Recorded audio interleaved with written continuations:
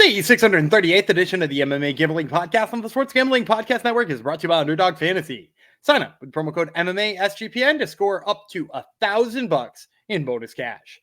And we're also brought to you by Rhythm. Get your 7-day free trial today by going to sportsgamblingpodcast.com/RITHMM.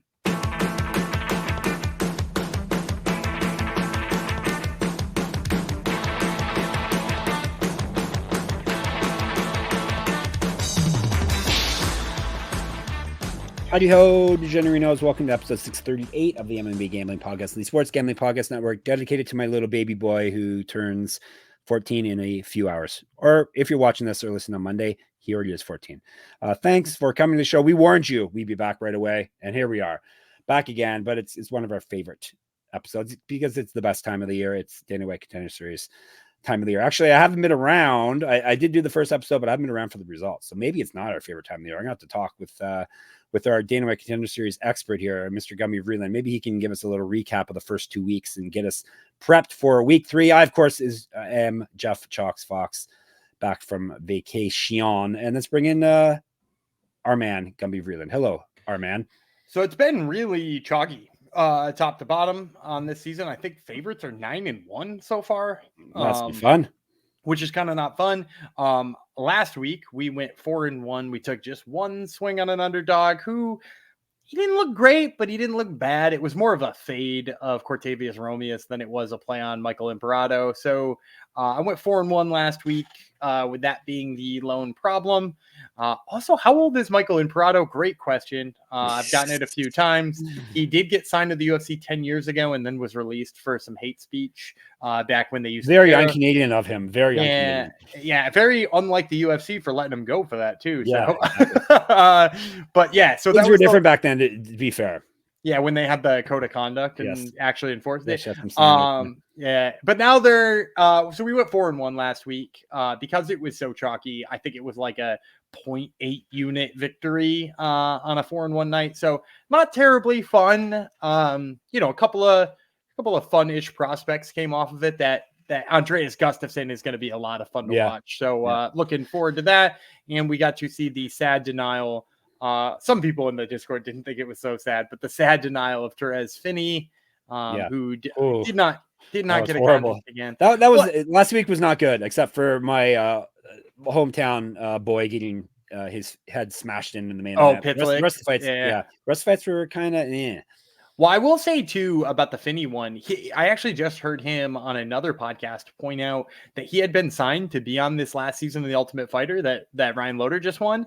Because he's a middleweight, makes sense. He's also a guy who, even though he's really big, he's really short. So it might be fairly easy for him to make weight a bunch of times. And when you're signed to fight to The Ultimate Fighter and you have like a tentative deal in place, they tell you not to take any fights. So Dana White complained about how many fights he got. But then also like had him like kind of over a barrel where he couldn't take fights. So like, I mean, yes, he could be more exciting, but like you put him in there with a 6'4" kickboxer, like he's going to have to wrestle again. To his credit, he did and won the decision. I look forward to seeing him on next year's edition. Not that I want to defend Dana White. He's beyond that, but for sure he had no idea that he was signed for Tough. He doesn't even show up to hand out the trophies at the end of Tough anymore. So he does not care. I did notice that. he is. No one actually shows up. Wasn't it like Michael Bisping? Red De La Cruz was there. Yeah. There you go. So Contender Series is what today is all about. But before we get to that, I got to tell you about what's happening at this year company of ours, SGPN football. Of course, football season is right around the corner, but we're giving you a deal. Everything in our merch store is now 10% off with promo code football. So obviously get maybe the shirt I'm wearing right now, less faded than mine. Any of our MMA Gambling Podcast gear or any of our shows gear. It's all 10% off with the code football at sportsgamblingpodcast.com/store. And college football just kicked off yesterday, I've been told. Tuning in the Sports Gambling Podcast and the college football experience for all your picks. They had all the winning picks, I'm sure, for week 0, and they'll have all your picks for, I assume 1 comes after 0 in college football. It does, yeah. Wow. Amazing.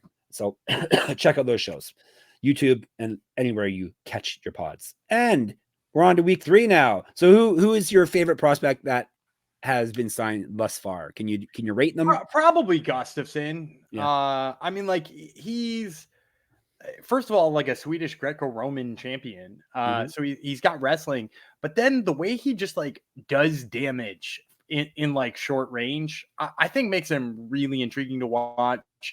And then, I'll throw it up to Cody Hedon too. Cody Hedon in the opener of week 2. Mhm. I mean, his hands were incredibly good. And like he is the first in a wave of Australian fighters that we're going to see coming through.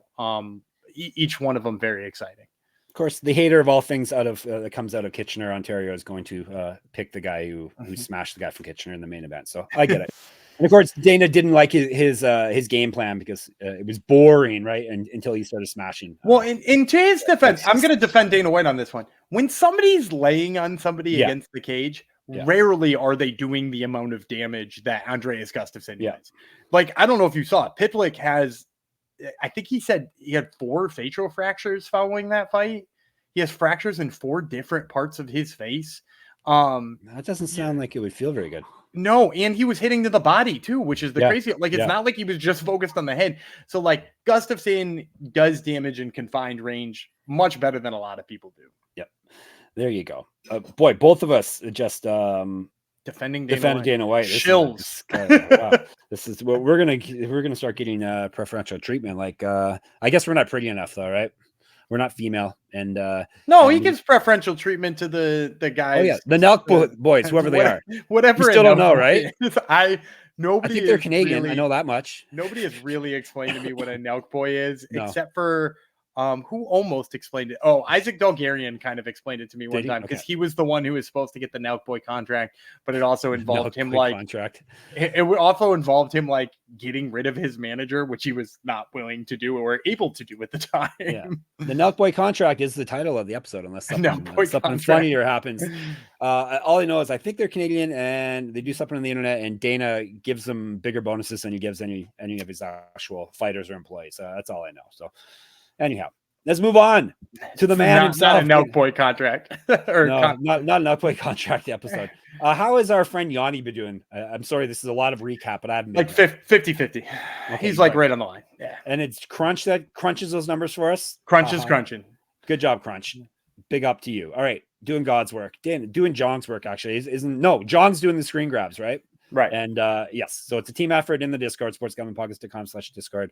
And of course, YouTube. Get on our YouTube channel if you haven't already. Make sure you subscribe. We're trying to hit 1,000. All right, Dana White's Tuesday night contender series, it still says here, but I think they dropped the Tuesday night part, and it's just called Dana White's contender series. Going down to Tuesday, 8 p.m. Eastern time. 5 fights from the UFC. Apex. And this is jump into overall thoughts of this coming week. Anyone we're really excited about? Strength of the card, etc. I'm up and down. Like, a couple of people have shown that they could be pretty good.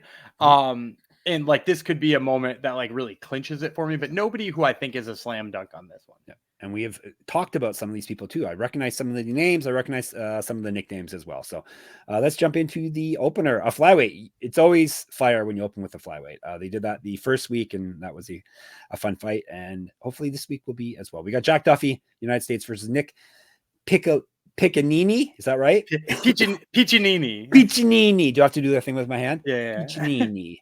If you're on YouTube, you know the borderline racist thing I just did with my hand. All right. Let's break down the fight. Shall we? We shall. Duffy, the Fury, is 7-0. 2 knockouts, 4 submissions. Used to fight at bantamweight. 2012 pro MMA debut. An inch height, 3 inches of reach over. Piccininni. I do have to do the hand. Plus 235. Piccininni, 5-0 with 4 submissions. He's taking this fight on short notice, yet he's the favorite.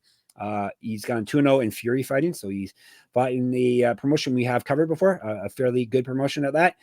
He's won his last 2 fights via submission. They were both in Fury as well. 3-time All-American in collegiate wrestling, a year younger than Duffy, minus 265. So short notice guy, very short notice too. We're talking like a little over a week.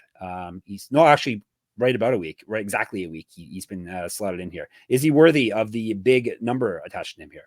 So first of all, my understanding is he's known for a little bit longer than a week. because they were planning on pulling Jack Duffy's original opponent was Jose Ochoa, who is going to be fighting Loner Kavanaugh on that Chinese card that's coming up. Yeah. And then so for Piccininni, yes, he's 100% as advertised. You know, you mentioned 3-time All-American wrestler at Oklahoma State, where he was coached partially by Daniel Cormier, right? And he still works out with Daniel Cormier in wrestling. Then Cormier. Yeah, I know you hate Cormier. That's why you do it. It's Cormier. That's he's from Louisiana. And then he joined after leaving Oklahoma State. He joined Fortis MMA.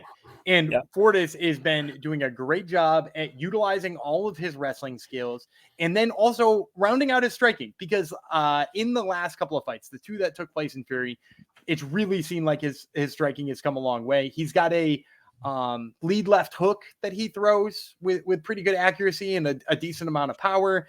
He throws some nice low leg kicks. Like his striking game is coming around. But still, his bread and butter is his ability to, as soon as he's got a hold of you, dude, he's got to take down, because he works the ankle pick on the other side. He, goes from the singles to the doubles. He locks the hands, but it's not just locking the hands. He'll throw you by and take the back. Like he's got so many good things he does in wrestling, and you got to pick him in this fight. And no offense to Jack Duffy, but Jack Duffy was not preparing to fight a 3-time All-American in wrestling. Yeah. And what is Jack Duffy best at? Probably wrestling. Like that's probably the game plan he was planning on using against Ochoa, and now he's far inferior in that skill set. So like I actually think the late replacement is more of a mind mess to Jack Duffy here. Like he went into this fight trying to do what he did. You know, I think he fought for Uriah Faber's A1 in his last fight. Yeah. Like I think he's going to go in with the same game plan as he did at Uriah Faber's, and then just absolutely positively not be able to implement any of that. So, and if he strikes, I think Piccininni's better there too. So yeah, Piccininni's the pick. Was hoping to get him a little closer on the short notice, but it's warranted. Yeah. Apparently people aren't on board with my short notice thing. So numbers are still high. Well, actually, maybe they are on board, and it's just how good Piccininni is. Before we move on, no underdog in that pick, but I'm going to tell you about Underdog Fantasy. Underdog Fantasy Pick'em gives you a chance to win 1,000 times your entry, or you can play fantasy football the right way with Best Ball Mania. It's live with $15 million in prizes. You now use specials and boosts on all flex entries. You have another play for Monday, my son's birthday. Yeah, I guess I don't know who's playing, but I've been in heavily on the Kyle Schwarber lower than on his total basis. This dude can't stop striking out lately. Yeah, he's on my fantasy team. Thank you. Yeah, in the last 5 games, he struck out 13 times, which is an incredible number. So, you can't hit doubles and homers or multiple singles if you're striking out that much. So take the lower than on Kyle Schwarber's total basis. There you go. Sign up with our code MMASGPN to claim your special pick and first-time deposit offer up to $1,000 in bonus cash. UnderdogFantasy.com, promo code MMASGPN. Circus Sports is back with Circus Survivor and Circa Millions, giving me $16 million in guaranteed prizes. Imagine the regret you'll feel if you win your Office Survivor pool, but you didn't enter the Circus Survivor. They just had the big sign-up weekend this past weekend in Vegas with our bosses, but you can still sign up now in person at Circus Sports. Sign up now, between now, as in today, and September the 7th. So you still got a couple weeks, and you can use a proxy to play it from anywhere during the season. We even have a deal on proxy for you. Go to proxy.footballcontest.com, save you $50 with promo code SGP, and we'll throw in a free hat. How about that? All right, moving on. Hat and that. I'm rhyming. Fantastic. Let's move on to the next fight, shall we? We're moving up weight class. Bantamweights. Malcolm Wellmaker. It sounds like a British name to me, but he's from the United States. Versus Adam Bramhald. He is a gentleman from England. 3 5-minute rounds if they need it. 135 pounds. We'll tell you about. I didn't put down odds for this one yet. Gumby, my goodness gracious. Let me get the odds here. Who's the favorite here? I want to say Wellmaker is like a slight favorite. I think it's like -115 plus 135. All right. Yeah, I'm on board now. All right. We'll tell you about Bramhald first. Samurai. He is a samurai. 13-2. 6 knockouts, 4 submissions. He's been knocked out once, submitted once. So he's been finished in both his losses. He's won 11 straight fights. He's not lost since September 2017. He's a regional champion, plus 132. So Gumby's right in there on the range. Wellmaker, the machine, 7-0. Another 7-0 fighter going here. He's 3 knockouts, 2 submissions. He won his last fight via TKO. Regional champion, inch reach over Bramhald, -115. I'm going to go with the favorite again. I like Wellmaker here. I think for me, the big difference is the way they move their heads. Both of these guys, I think, would prefer a striking match. I don't think anybody really wants this on the ground, which is sort of a nice bit of matchmaking here. But like Wellmaker moves his head really well side to side. He pivots extremely well when he's trying to get in and out of range. He backs people up well. And as a matter of fact, that's when he is at his absolute best striking, is if he can get your back against the cage.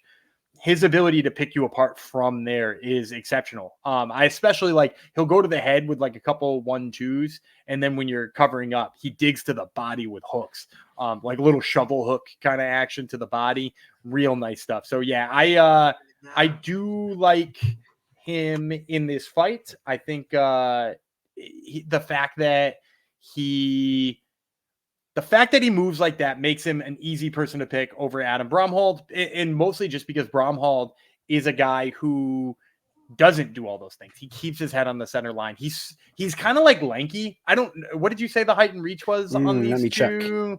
Maybe they don't even have it because it's pre-UFC. I think they're the same height. He's only got an inch of reach over Wellmaker when he has an inch of reach over Bramhald. I think, and it's weird because Bramhald like kind of does the tall guy fighting thing. Like he looks lanky and he like leans pretty heavily when he's trying to.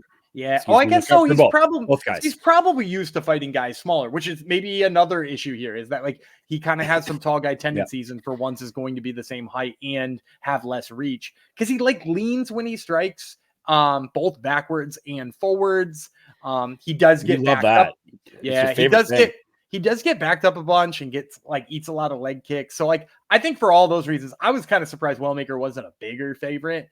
There's a couple other favorites on here that I was like, oh, they should be smaller favorites. But like Wellmaker is probably the opposite direction. Like I think he's that much better of a striker than Bramhald, and he's not going to have the fight brought to him any other way. All right, there you go. Another winning pick, hopefully, for Gumby. Let's go third from the top. Middleweights. Marco Tulio from Brazil. Matthieu Duclos from France. 3 5-minute rounds, 185. Duclos, I'm assuming it's Duclos. Duclos. He's 6-2 with 5 knockouts. He's been knocked out once, submitted once. 0-1 in Bellator. He's won 4 straight fights and 6 of 7. All of those have been finishes, wins and losses. It's not lost since May of 2022. He's fight at light heavyweight, 3 inch height, 3 inches of reach over Tulio, plus 360. Pretty big dog here. I think the biggest dog on the card. Matuto is the nickname. I don't know what it means. Does it mean anything to you, Gumby? Not off the top. Nope. I Googled it. It means nothing, according to Google either. He is Tulio, 11-1, 7 knockouts, 1 submission. He's been knocked out once. 1-0 Contender Series, 2-0 in LFA. He's won 7 straight, including his last fight via TKO. He's not lost since September 2018, minus 375. So the biggest fave here. Yeah, I don't like how big of a favorite he is, but I am going to go with Tulio here. I think for me, the issue with Duclos is he has some real obvious glaring holes in terms of when somebody clinches him up. Like I went back and I watched this fight that he had with this guy. I even wrote down the name, Tobias Lewandowski, who is a 2-2 regional fighter in Europe, and like pressure seemed to just break Duclos. And don't get me wrong, he wound up winning the fight. He wouldn't be in this Contender Series fight if he did lose to that guy. But like, he seemed really confused by what to do about this like 2-2 guy's pressure. And anytime the guy tried to enter the clinch, it looked like Duclos wanted overhooks instead of underhooks. And like he didn't ultimately pay for it in that fight, but against Tulio, like that's a nightmare because Tulio's perhaps one of the best things he does in terms of the grappling game is his body lock takedowns. Like he does a really good job of getting double underhooks, getting down to the lower back, which is where you execute that body lock takedown in, either inside trip, outside trip, just a little hip movement. Like he's got a bunch of different ways he can finish that. And it's perhaps what he's best at. Now, I also think he's just better on the feet too. But as soon as this hits the ground, like he's pretty suffocating on top. I mean, like he won on Contender Series last year, 2 years ago, last year. And he didn't get a contract because like he couldn't finish Youssef Belagori, who is getting a second shot as well. But like he couldn't finish him. I think they're putting him in here on a fight where he can showcase those skills a little more. So yeah, I like Tulio here. If you're going to make it a little spicier, because negative 375 is, not really wetting your whistle, I'd probably look for sub props when they come out close to fight time. they'll probably, that'll probably be something pretty manageable here for Tulio. All right, there we go. Moving right along to our co-main event, Michael Aswell versus Bogdan Grad. United States of America would be Aswell. Mr. Grad would be from Austria. A couple of guys we have spoken of on this show before. Let's tell you about Aswell first. Texas kid. I don't remember saying that nickname before, though, but he's a Texas kid. 9-1 with 5 knockouts. Never even finished in a fight. All those fights taking place in Texas. Texas promotion Fury FC. So he's fought at a pretty high level, basically his whole career. Is currently the champion in Fury FC. So in 2 straight fights, both via TKO. 5 years younger than Grad, plus 120. The Unleashed. The Unleashed. Bogdan Grad is 13-2. 8 knockouts, 3 submissions. He's been knocked out once. 0-1 Contender Series. Who did he lose to last season, Gumby? Tom Nolan knocked him out. Yep. And Tom Nolan looked pretty good fairly recently as well. No, he didn't. He wasn't. No, wait a minute. He wasn't able to finish out. Yes. I remember. He won, but yes. Grad, he's won 2 straight and 7 of 8. Both of those past 2 wins will come via finish. Used to fight at lightweight, minus 145. Still on vacation. Give me a break. Yeah, I ranted about that because DC was like, Tom Nolan looking fantastic here against a very durable. He called Alex Reyes very durable. He had not ended a fight outside of the first round where he had been finished in 7 years, and he had also don't expect DC to know things. He had also dropped out of like 200 fights with injury. He was like, he's literally a poster boy for not being durable. I'm gonna go Aswell here. I like the swing on the dog here with Aswell for 2 reasons. Number one, we watched Bogdan Grad on last year's. He obviously got tagged by Tom Nolan, and you could say whether or not that's a fluke because of the height and reach disparity or whatever.